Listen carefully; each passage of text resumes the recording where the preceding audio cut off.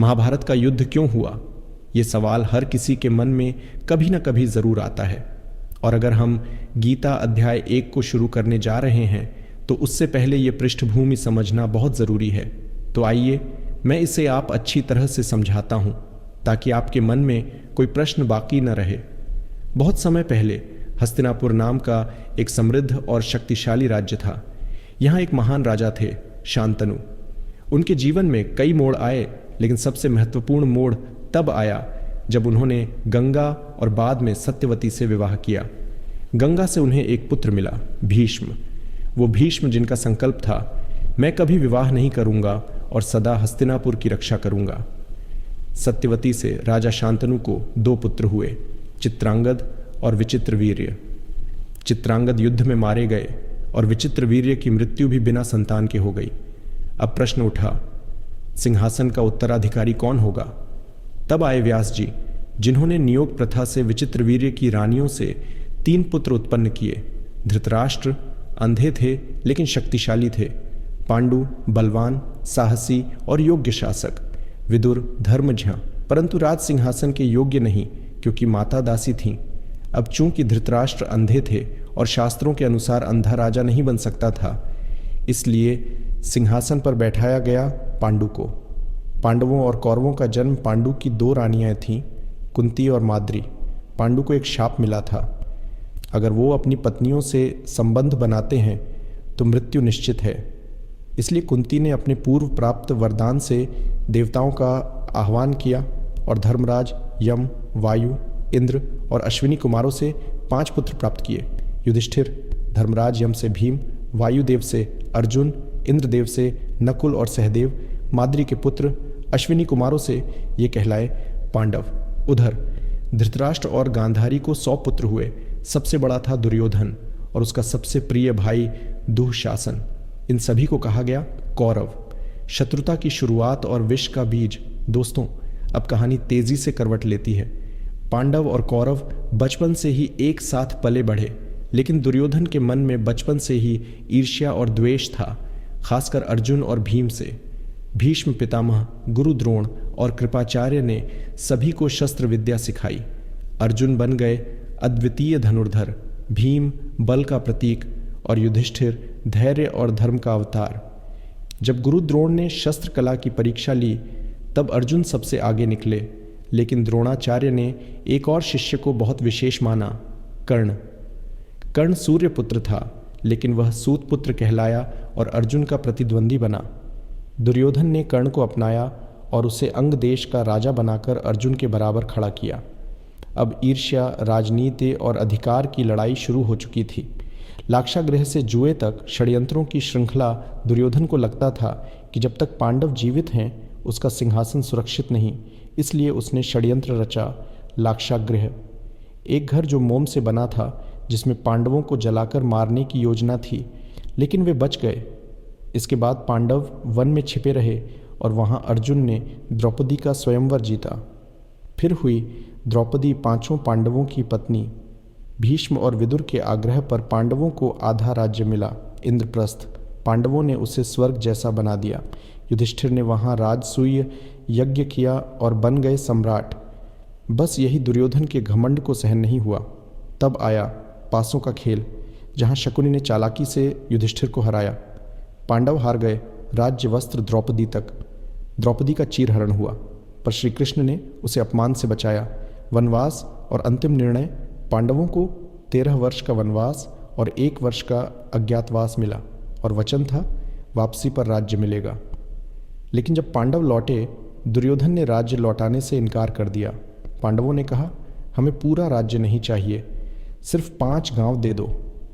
पर दुर्योधन ने उत्तर दिया, सुई की नोक जितनी भी भूमि नहीं दूंगा। क्या श्री कृष्ण युद्ध को रोक सकते थे?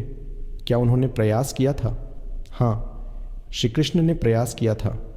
वो खुद गए हस्तिनापुर शांतिदूत बनकर। उन्होंने धृतराष्ट्र, भीष्म, विदुर और दुर्योधन से कहा, युद्ध मत करो, अन्याय छोड़ो, पांडवों को उनका हक दो। लेकिन दुर्योधन ने साफ कहा, मैं बिना युद्ध के कुछ नहीं दूंगा, चाहे श्री कृष्ण अकेले आकर भी मांगे, मैं नहीं मानूंगा। यहाँ तक कि दुर्योधन ने श्री कृष्ण को बंदी बनाने की कोशिश की, तब श्री कृष्ण ने अपना विराट स्वरूप दिखाया। पूरे दरबार में दिव्यता बिखर गई और तब हुआ निर्णय, युद्ध होगा।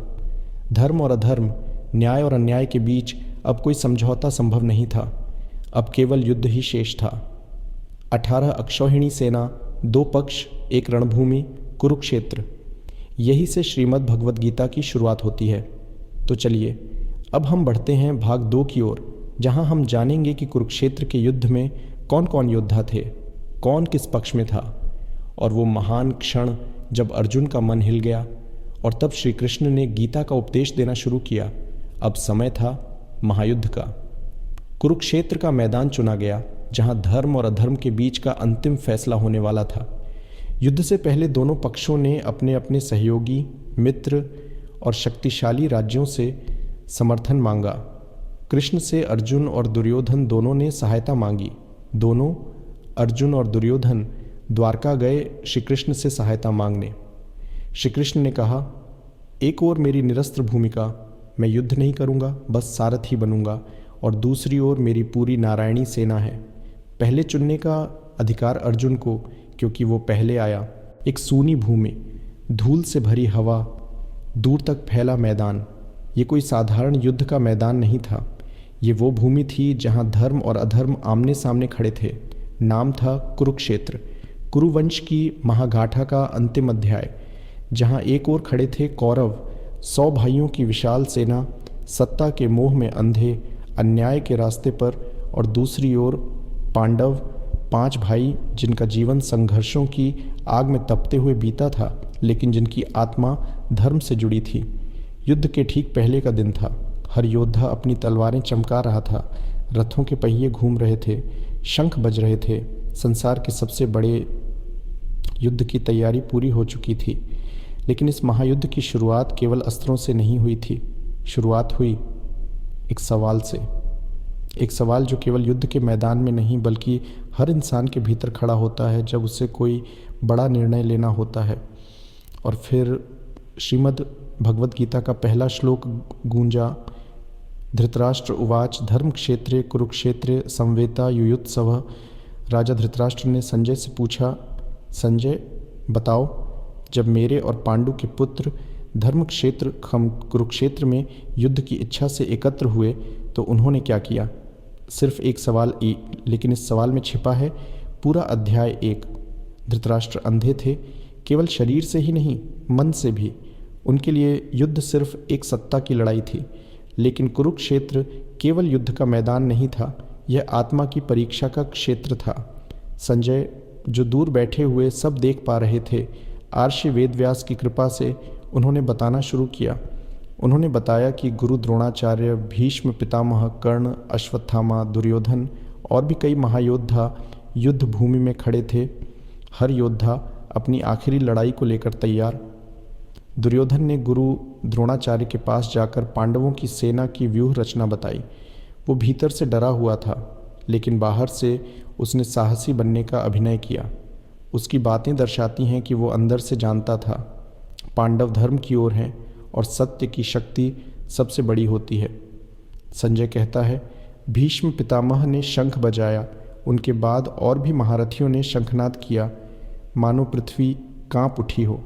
अब पांडवों की ओर से भी श्री कृष्ण ने अपना दिव्य शंख पांचजन्य बजाया। अर्जुन ने, देवदत्त, भीम ने पौंड्र और बाकी वीरों ने भी अपने अपने शंख बजाकर धर्म की घोषणा कर दी। वो कोई साधारण ध्वनि नहीं थी, वो उस संघर्ष की आवाज़ थी जो हर इंसान अपने भीतर कभी न कभी लड़ता है। धर्म बनाम मोह, कर्तव्य बनाम भावना। अब आता है वो क्षण जो इस अध्याय का सबसे भावनात्मक, सबसे गहरा और सबसे महत्वपूर्ण हिस्सा है। अर्जुन, जो पांडवों की ओर से सबसे महान धनुर्धर थे, उन्होंने श्री कृष्ण से कहा, हे माधव, मेरा रथ 2 सेनाओं के बीच ले चलो ताकि मैं देख सकूं कि मुझे किससे युद्ध करना है। श्री कृष्ण, जो सिर्फ रथ सारथी नहीं बल्कि साक्षात ईश्वर थे, उन्होंने अर्जुन का रथ दोनों सेनाओं के बीच ले जाकर खड़ा कर दिया। वहीं जहां भीष्म खड़े थे, गुरु द्रोण खड़े थे और वो सारे संबंध जिनके साथ अर्जुन ने जीवन जिया था। अर्जुन ने देखा अपने सामने वे सब लोग खड़े हैं जिन्हें वो सम्मान करता है, जिनसे वो प्रेम करता है। और फिर एक योद्धा टूटने लगा। अर्जुन की सांसें तेज हो गईं, उसका धनुष कांपने लगा, शरीर शिथिल हो गया। वो बोला, हे केशव, मैं इनसे युद्ध नहीं कर सकता, ये मेरे अपने हैं, मैं कैसे इन्हें मार दूं? यहाँ पर वो अर्जुन नहीं बोल रहा था जो युद्ध का नायक था, यहाँ वो मनुष्य बोल रहा था जो मोह, करुणा और भ्रम में फंसा हुआ था। अर्जुन की आंखों में आंसू थे। वो अपने धनुष को नीचे रख देता है और श्री कृष्ण से कहता है, हे गोविंद, मैं युद्ध नहीं कर सकता, मुझे कोई राज्य नहीं चाहिए, कोई विजय नहीं चाहिए। वो ज़मीन पर बैठ गया। एक ऐसा क्षण जहाँ शक्ति थक कर बैठ गई और आत्मा एक उत्तर की तलाश में भटकने लगी। यही है श्रीमद् भगवद गीता का पहला अध्याय, जिसे कहते हैं अर्जुन विषाद योग, अर्जुन का शोक। लेकिन ध्यान दो भाई, यही शोक, यही टूटना हर महान परिवर्तन की शुरुआत है। इस अध्याय से हमें क्या सीख मिलती है? हमें यह समझ आता है कि सबसे बड़ा युद्ध बाहर नहीं, हमारे अंदर होता है। कभी कभी हम सही होते हुए भी निर्णय नहीं ले पाते, क्योंकि भावनाएं और संबंध हमें रोकते हैं। और सबसे ज़रूरी बात, जब हम अपने भ्रम में फंसते हैं, तब किसी श्री कृष्ण की ज़रूरत होती है जो हमें प्रकाश की ओर ले जाएं, कर्म के रास्ते पर खड़ा करें। अब हम उस मोड़ पर हैं जहाँ कहानी असली रूप में करवट लेती है, जहाँ अर्जुन ज़मीन पर बैठा है, भ्रम में, दुख में, मोह में डूबा हुआ, और वहाँ खड़े हैं श्री कृष्ण, न सिर्फ एक सारथी बल्कि इस सृष्टि के संचालक। दोस्तों, उस समय युद्ध भूमि में दो बातें एक साथ हो रही थीं। एक ओर युद्ध की तैयारी अपने चरम पर थी और दूसरी ओर अर्जुन की आत्मा सवालों के अंधकार में उलझ चुकी थी। कुरुक्षेत्र का मैदान अब एक युद्ध भूमि से ज़्यादा एक गूढ़ संवाद का मंच बन चुका था। श्री कृष्ण ने देखा, जो योद्धा अभी तक अजेय था वो अपने ही विचारों से पराजित हो चुका है। अर्जुन ने श्री कृष्ण से कहा, हे जनार्दन, मैं देख रहा हूँ कि मेरे सामने गुरु हैं, पितामह हैं, भाई हैं, पुत्र हैं, मित्र हैं। मैं इन्हें मारकर क्या पाऊंगा? अगर राज्य, सुख और समृद्धि इन सब की मृत्यु पर आधारित होगी तो मैं ऐसे राज्य को नहीं चाहता। अर्जुन का हृदय करुणा से भर गया। उसने श्री कृष्ण से स्पष्ट कहा, हे मधुसूदन, मेरी बुद्धि भ्रमित हो गई है, कृपया मुझे उपदेश दें। मैं आपका शिष्य हूँ, मुझे मार्ग दिखाइए। अब देखिए दोस्तों, यहीं से श्रीमद् भगवद गीता का असली प्रारंभ होता है। ध्यान देना ज़रूरी है, जब तक अर्जुन खुद को श्री कृष्ण का मित्र मानता रहा तब तक वह मार्गदर्शन नहीं पा सका। लेकिन जैसे ही उसने कहा, मैं अब आपका शिष्य हूँ, मुझे सिखाइए, तभी भगवान श्री कृष्ण ने ज्ञान की गंगा बहानी शुरू की। लेकिन अभी पहले अध्याय के अंत में श्री कृष्ण मौन हैं। वो अर्जुन को पहले पूरी तरह से टूटते हुए देख रहे हैं, क्योंकि जब तक अहंकार और भ्रम नहीं टूटता, सत्य की बात दिल में नहीं उतरती। पहला अध्याय यहीं ख़त्म होता है, जहां अर्जुन अपने धनुष को नीचे रखकर युद्ध से पीछे हट जाता है, कहता है, मैं युद्ध नहीं करूंगा। और श्री कृष्ण एक शांत मुस्कान के साथ उसकी ओर देखते हैं, जैसे कह रहे हों, अब तू तैयार है? अब मैं तुझे वो ज्ञान दूंगा जो तुझे उठाएगा, जो तुझे संसार की सीमाओं से परे ले जाएगा। अब आइए, इस अध्याय से हम क्या सीख सकते हैं? जब जीवन हमें सबसे कठिन निर्णय लेने पर मजबूर करता है तो सिर्फ बाहरी शक्ति नहीं, आंतरिक स्थिरता ज़रूरी होती है। कभी कभी सबसे वीर व्यक्ति भी भ्रमित हो जाता है, और यही भ्रम अगर सही मार्गदर्शन से मिला तो जीवन का सबसे बड़ा मोड़ बन सकता है। अर्जुन की तरह ही हम सब भी किसी न किसी मोर्चे पर खड़े होते हैं, जहां भावनाएं, संबंध और कर्तव्य आपस में टकराते हैं। हमें भी एक कृष्ण चाहिए, कोई ऐसा जो हमें सच्चा मार्ग दिखाए, जो हमें हमारी शक्ति का स्मरण कराए। दोस्तों, पहला अध्याय भले ही अर्जुन के विषाद पर ख़त्म होता है, लेकिन असल में ये ज्ञान की पहली सीढ़ी है। ये दिखाता है कि जितनी बड़ी चुनौती हो, जब मनुष्य सत्य की तलाश करता है तो भगवान स्वयं उसके जीवन में उतर आते हैं। अब बताइए दोस्तों, क्या हम श्रीमद् भगवद गीता का दूसरा अध्याय शुरू करें? अगर आप इसी तरह से अध्याय 2 सुनना और समझना चाहते हैं तो आप अपना समर्थन दीजिएगा।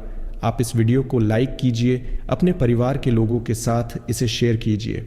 स्विंग, आप अपने विचार कमेंट बॉक्स ज़रूर लिखिएगा। और हमारे channel motivational speech bye Krishna को सब्सक्राइब कीजिए, जिससे हमें और भी अच्छी वीडियो बनाने की प्रेरणा मिले। तो जल्दी ही मिलते हैं अध्याय 2 में। तब तक के लिए खुश रहिए, ऐसे ही मुस्कुराते रहिएगा। आप सबका दिल से बहुत बहुत धन्यवाद। जय श्री कृष्णा। राधे राधे।